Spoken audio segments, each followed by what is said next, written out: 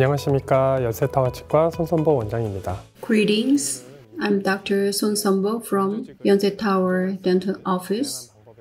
I'm going to talk about various soft tissue preservation and augmentation techniques, contents. After placing implants, when we perform the secondary surgery, we need to preserve soft tissue, and what can we do about it? And soft tissue augmentation timing, indications, and lastly, we are going to look at soft tissue augmentation methods. After placing implants, during the secondary surgery, we encounter a problem like soft tissue handling. There are many techniques for that. Today, we are going to talk about representative techniques among them. When we place implants in a series of surgeries, in the secondary surgery, we encounter the problem such as this.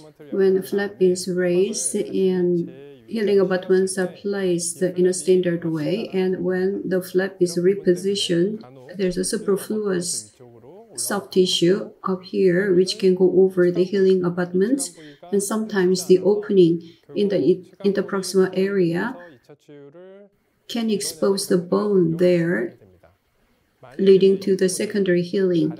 This was a huge volume graft case. The interproximal bone exposure can lead to the resorption of the bone there. Therefore, in the secondary surgery, the flap should be handled in a precise way to achieve the primary healing. In this situation, this is Dr. Patrick Palaci's idea. In this case, healing abutments were connected in a standard way, and the flaps are incised like this. And the flaps here are moved to the interproximal area before it is sutured. This is what he proposed. And the method is currently utilized quite a lot. Primary healing is induced, so the exposure of interproximal bone and healing delay by the secondary healing would be prevented. So this is how they looked from the side during the secondary surgery. The common method used for the second surgery is punch method and crystal incision method and papilla regeneration technique to reproduce a natural form. Palaci flap that I mentioned before. Other methods have flat or concave part here, but however, the interdental papilla here has convexity, which is more natural, and this is an advantage. Let's look at it in more detail. The Palaci technique, the flap is incised. The pedicle flap is created so that it can be attached to the interdental bone tightly through suturing. In this case, a simple interrupted suture can be used, but if possible, cross-matrix suture needs to be used.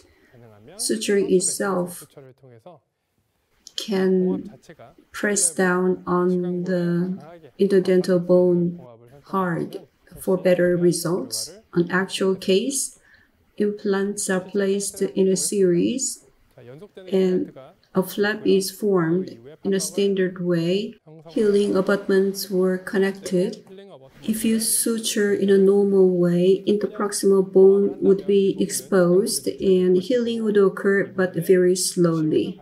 Therefore, here the buccal flap incision design is made and pedicle flap is moved to the interproximal area and interrupted. If necessary, cross-matrix suturing is done so that the flap is tightly attached to the interproximal bone. The second approach is a semi-lunar excision.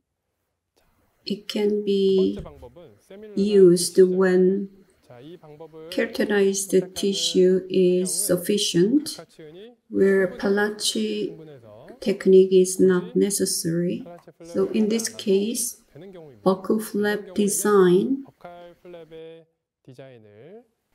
is formed similar to the healing abutments, and they are incised, and this portion would be pulled down. The gingiva was cut matching the healing abutment borders, which would prevent the exposure of interproximal bone, and the primary healing can be achieved here.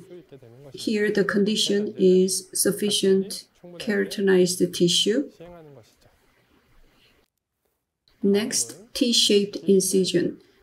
In the anterior region where aesthetic is important, the flap here is incised in the form of the letter T, one in the mesial and the other one in the distal side. The soft tissue volume in these areas can be increased using the technique. After that, suturing is done here, and interdental papilla in these areas would have more volume. Next, I-shaped incision, which is similar to the T-shaped incision just introduced. The horizontal incision is made 0.5 to 1 millimeter from the implant margin in the shape of the big letter I. It's also called a mini flap, like this. The flap is made like this. The interdental papilla volume would not increase greatly, but it can prevent the decrease of soft tissue in these areas because of trauma. So this is a very good technique. It is a mini flap. Depending on situations, suturing may not be required.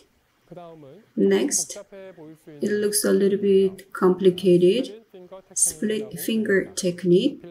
Papilla is formed using this technique effectively on the palatal side.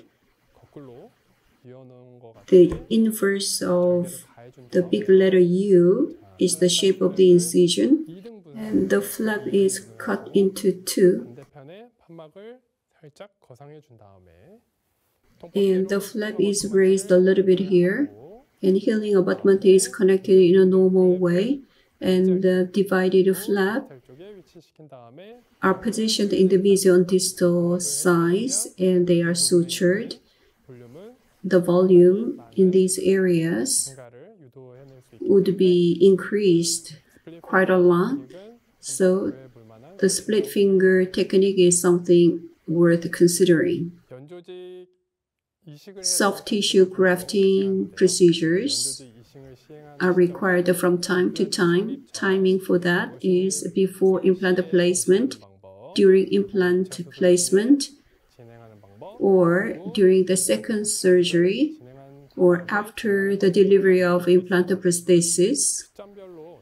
Depending on the timing, there are advantages and disadvantages. You need to determine the timing considering the oral situation. Usually, during the second surgery, this procedure is conducted. Soft tissue graft indications. When soft tissue volume is not sufficient, if there is a concavity compared to the adjacent teeth, soft tissue biotype is thin biotype. To change the biotype, this can be used. First, the connective tissue graft to change the form of soft tissue and to increase the alveolar crest. The most effective way is using connective tissue graft. It can be used surrounding the implant and to increase the volume of natural teeth. This is used quite often as well. Next, free gingival graft. Graft tissue is obtained from a donor site and it is sutured into the receiving site to increase the volume of keratinized gingiva. Thin gingival biotype can be changed to the thick biotype. Using this technique, implants were placed in a normal way and healing abutments were connected. If you look at the form of the soft tissue, mucogingival junction is positioned very upward and the vestibule is shallow. Looking at the situation, we could see that whenever buccal side is moving, the cervical ceiling would be broken.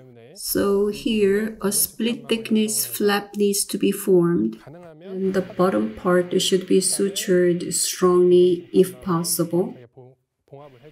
From the donor side, from the palate, the graft is taken, and here, a strong suturing should be made to stabilize the graft, not to move the graft under normal routine activities.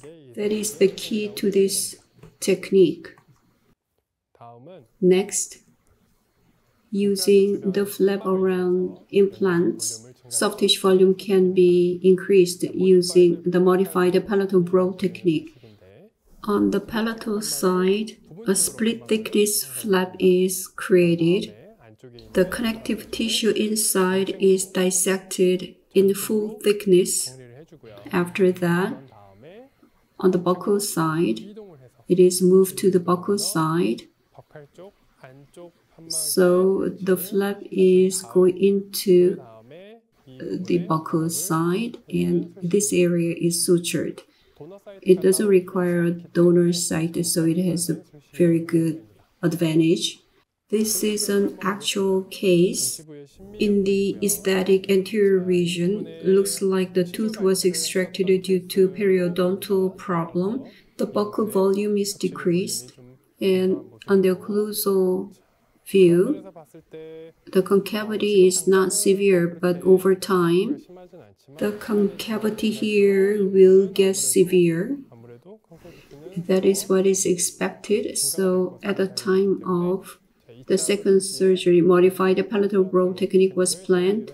Inside here, palatally, a split thickness flap was formed. The connective tissue here is moved to the buccal side and the buccal flap is made. And the split thickness flap of connective tissue formed is pushed inward. And after that, healing abutments would be connected in a normal way and sutured. And now it is sutured before and after, right after the operation. Prosthesis is delivered. If you look at here, compared to before, after the procedure, the volume is very much increased. CT graft that was introduced before would experience shrinkage inevitably in a new environment during engraftment because it is non-pedicled flap. In the meanwhile, the VIP CT flap that you see here, it is the periosteal connective tissue flap obtained from the palatal soft tissue. It has blood vessels and it has very active blood supply, and it is a very good technique not to cause graft shrinkage. Using the pedicled flap, so this is the best way to increase the volume of alveolar crest. The design of the flap is shown here. Sufficient incision line extension to the posterior region should be made. If the length is short, sufficient soft tissue graft cannot be achieved. Therefore, the incision line should be sufficiently extended posteriorly. Let's have a look at actual case. After extracting number 21, horizontal and vertical incisions were made. and the incision line is extended here sufficiently. A split thickness flap is made here and raised. Here, a full thickness flap is raised. Necessary implant placement or GBR would be performed. And after that, a split thickness flap is formed in this area. Connective tissue flap is created, and toward the front, it is moved through dissection. After that, this area would be covered, and the first suturing is performed. Releasing incision is made for primary healing, and suturing follows.